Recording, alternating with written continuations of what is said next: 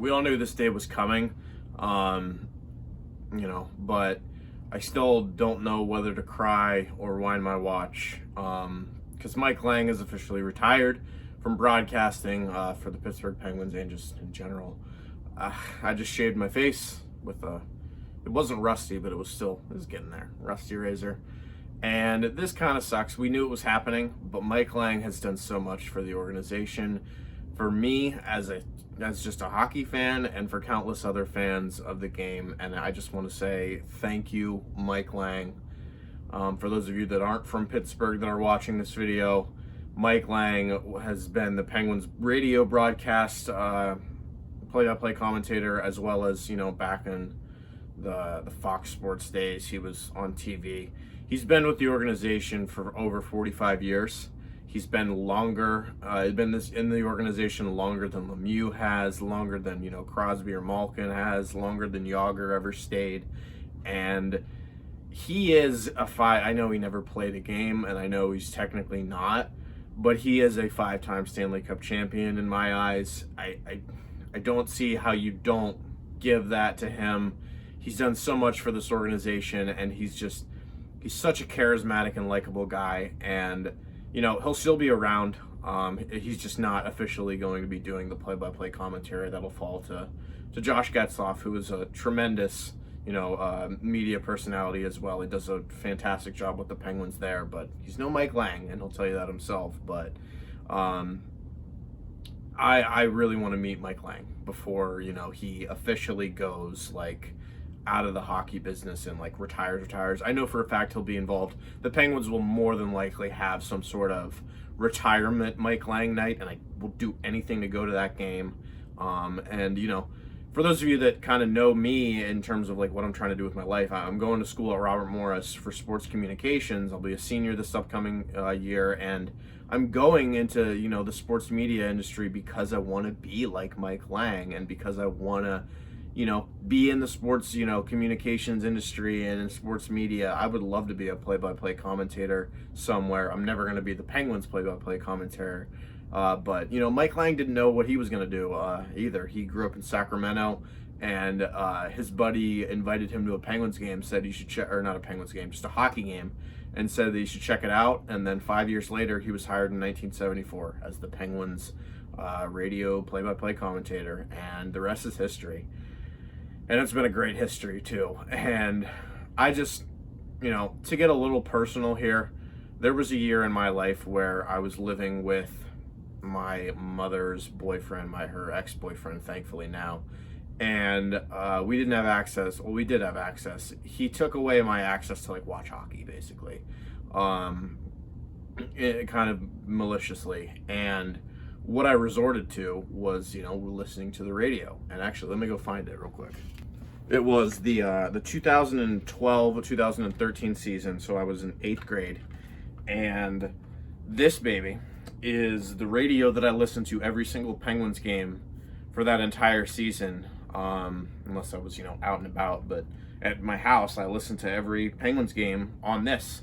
I didn't have, social media back then. I was in 8th grade, and this was my entire source of, watching my favorite team, or not even watching, listening to my favorite team.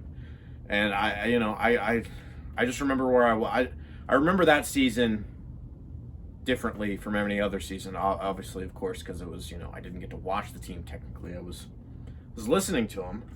And this crack here, this still works. This crack here, I used to shoot pucks in my basement, and that I hit it with a puck. So and this also falls off. It's in terrible shape, but I will always keep this as a treasured memory, because not only did this get me through that year, but Mike Lange did as well. And just listening to his calls after school every day, they just they kept me going. It was a rough year, but whatever.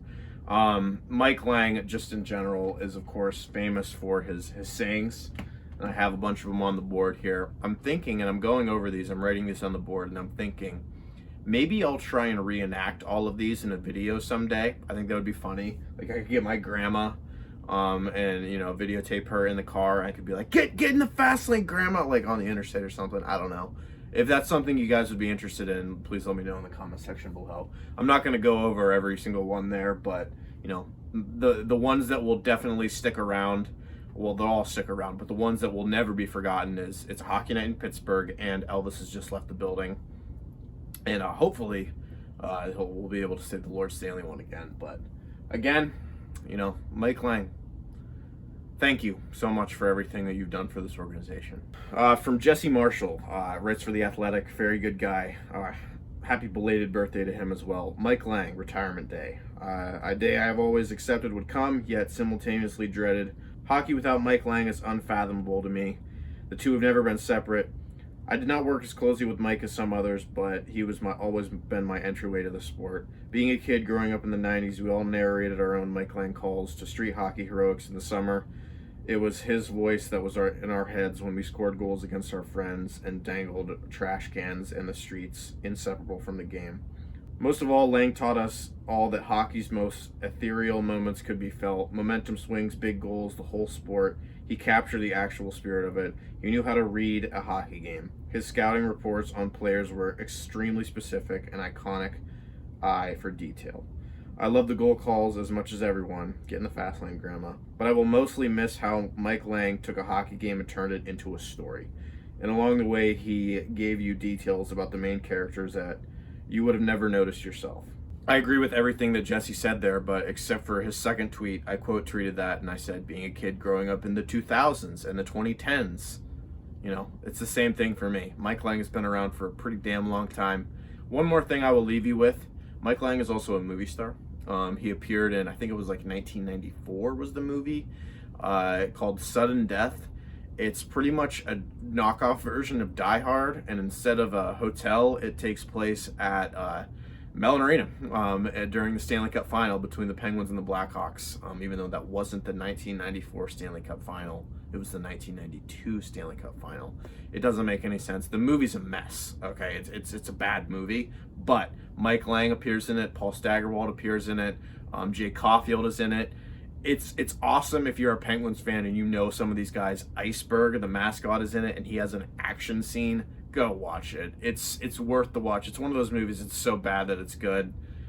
Do it. Powers Booth is in it. It's a great movie, but in a bad way. So again, I just, you know, thank Mike Lange again if he's somehow watching this video, which he likely isn't. Enjoy retirement, and you definitely earned it. Like, comment, subscribe to my channel as well, because I'm totally going to be the next Mike Lange. No. If I get anywhere close to where Mike Lange did in his career, I'll be very happy. His third of the night, the hat trick for Jaromir Jagr. And here come the hats. At the Mellon Arena, ladies and gentlemen, you got it. Elvis has just left the building.